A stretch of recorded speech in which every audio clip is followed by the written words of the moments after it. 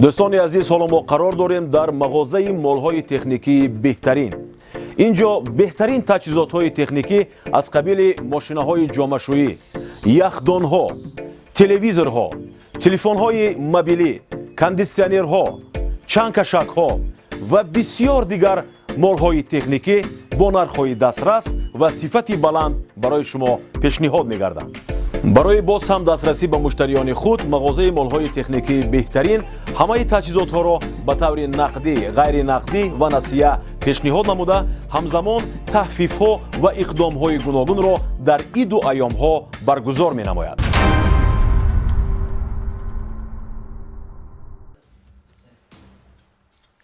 با عرض سلام و درود به شما تماشاگران ارجمند.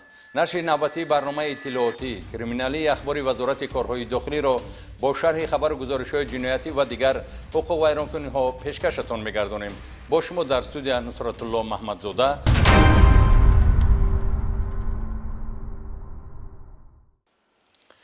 مناقشه دو جوان دختر در ناحیه 5 ولایت ختلان به فاجعه گوش‌نشینی انجامید. جوان دختر 20 ساله ساکن ناحیه وخش که در ناحیه 5 در مهمانی قرار داشت، بعد از نوشیدن مشروبات اسپریتی با دوگانه‌اش مناقشه کرده، در نتیجه یکی از ضربه تبر به هلاکت رسانیده شد. این جنایت دهشتبار را پدپلکونیک میلیسیا آفاق قادریان از ریاست وزارت کارهای داخلی ولایت ختلان گزارش می‌دهد. با شعبه وزارت کارهای داخلی در ناحیه مذکور خبری تلفنی وارد گردید که در جماعت دهاتی نمونه دهه آقسای یک نفر زن دست به خداویزی زده است. هنگامی به محل حادثه رفتن گروه فوری و تفتیشاتی و از نظر گذرانی جای حادثه در منزل استقامتی با بولا و دلربا سالی تولدش 1994 جسد شریف و شاعره سالی تولدش 2000 ساکن ناحیه وخش جماعت دهاتی کیرف به حالت مرگ مجبوری دریافت کرده شد. در رفتی گذراندنی حرکت‌های تفتیشاتی معین گردید که با بولا و دلربا با شریف و شاعره چند مدت با هم دوستی پیدا کرده به خانه هم دیگر رفت و آمد می‌کردند. این نوبت هنگامی در مهمانی قرار داشتن شریف و شاعره در منزلی با بولا و دلربا شبانه بنابر از سبب استعمال نوشاکی‌های اسپریتی و در حالت مستی قرار داشتنشان بینشان مناقشه سر می‌زند. دوگانه‌ها همدیگر را مورد علت و کوب قرار می‌دهند. در این حالت با بولا و دلربا با تبر چند مرتبه به سر شریف و میزند و با واسطه ناقل آخران را بوغی نموده به هلاکت میرساند. سپس برای روی پوش نمودن جنایتی صادر کردهش و از جوابگری جنایتی آزاد ماندنش به انجام خانهشان رفته خود را به دار می آویزد. اهل عائله با بولا و دلربا از این عملی دخترشان آگاه گشته او را از این کردارش برمیگردانند. بره رفتم تبر آوردم، گفتم اینا اگر یه بار با سر ما را ویران کنیم با خدا گفتم نزنم. تبر ماندم بود دراز کشیدم من تا و که با قرآن چپک کرد خستم رفتم تبر قطید سرش زدم.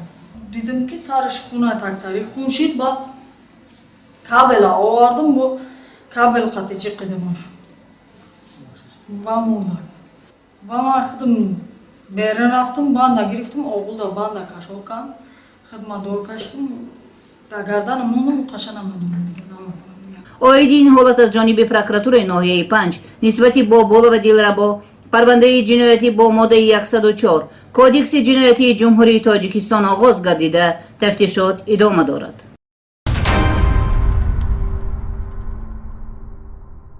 یک نفر مردم فریب خود را کارمند جمعیت‌های دارای مسئولیتش محدود مکالی و قنادی 555 معرفی کرده از ساکنان ناحیه یاوان مبلغ‌های هنگفت را به دست آورده است. ضرر رسانیده این جنایت پیشه به مردم زیاده از 1 میلیون سومانی را تشکیل می‌دهد. در شعبه تفتیشاتی ریاست وزارت کارهای داخلی ولایت ختلان نسبت یک نفر زن پرونده جنایتی با گمان قلابی در حجم مخصوصاً کلان آغاز کرده شده است. این نفر قربانова فرهناز بایمرادovna سالی تولدش 1999 زاده و استقامت کننده ناحیه یاوان می باشد.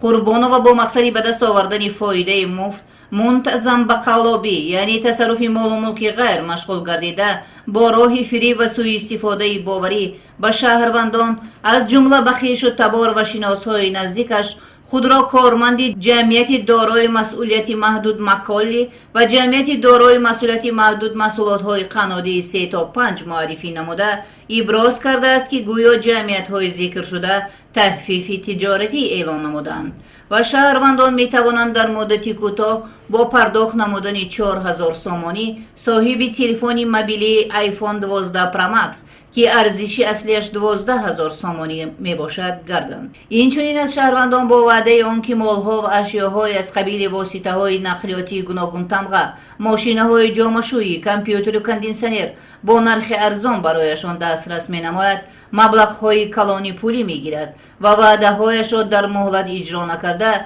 از جبر دیدگان کناره‌جویی کرده است. این زن با این راه شهروندان زیاده را گمراه نموده از آنها مبلغ های کلانی پولی با وعده های بر علاوه بر دروغ به دست می آورد که مبلغ ضرری به جبر دیدگان رسانیده‌اش 1,200,000 سومانی را تشکیل می دهد. توی شک ممشد و باوری مردم در آمده با روی فریب از آنها سوم گرفتم، از آن جمله سلطانزاده معاونت تای 300,000 سمندر و گنجینه 270,000 و دیگران. در عموم زیادت ضرر من از 1,000,000 زیاد می باشد. با پیشنهاد مواد مذکور از شهروندانی که به دام فریب این زن افتادند دعوت کرده می شوند که به شعبه های وزارت کارهای داخلی محلی زیستشان مراجعت نمایند.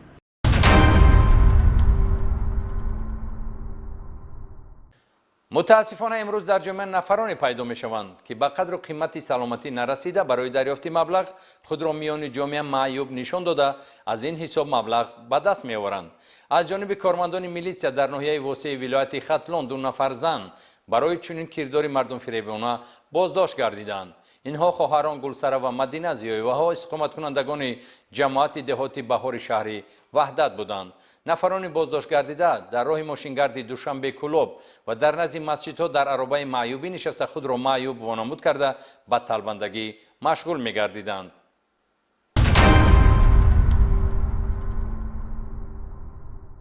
رعایت نکردن عادی‌ترین قاعده‌های ضد سوختار نه تنها به خسارات مالی بلکه به تلفات جانی آورده می‌رساند.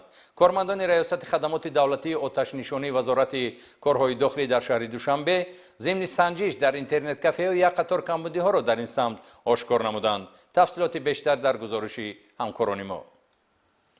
با مقصد رعایت قاعده‌های بخطری سوختار و پیشگیری عامل و حالت‌های مساعدت کننده به حادثه‌های ناخوش در اساس نقشه چاره‌بینی‌های وزارت کارهای داخلی جمهوری تاجیکستان از جانب خدمات دولتی آتش‌نشانی پیوسته تدبیرهای دستوردهی و نظارتی گذرانده می‌شود، زیرا اجرای تدبیرهای مجموعی سوحوی برای سر نزدن حادثه‌های احتمالی سوختار زمینه می‌گذارد. در این روند از جانب ناظرین سرریاست خدمات دولتی آتش‌نشانی وزارت کارهای داخلی جمهوری تاجیکستان در یکجایی با کارمندان ریاست خدمات دولتی آتش‌نشانی شهر دوشنبه در مرکزهای خدمت‌رسانی اینترنتی کارهای نظارتی گذرانده شد. از جمله در جریان تدبیرهای نوبتی کارمندان ساحه مرکز اینترنتی را در سراغ کوچه مایکوفسکی 10/2 از نظر گذراندند. طبری معلوم گردید انشاءات مذکور به صاحبکار صوفی میرزامراد منسوب بوده، در آن طلبات قاعده‌های بخطری سوختار به نوبت گرفتن نشده است. چنین رفتار خنک نظرانه مسئول این مرکز خدمت‌رسانی میتواند حادثه ناخوش را در پی داشته باشد. همین گونه حالت را کارمندان خدمات دولتی آتش‌نشانی وزارت کارهای داخلی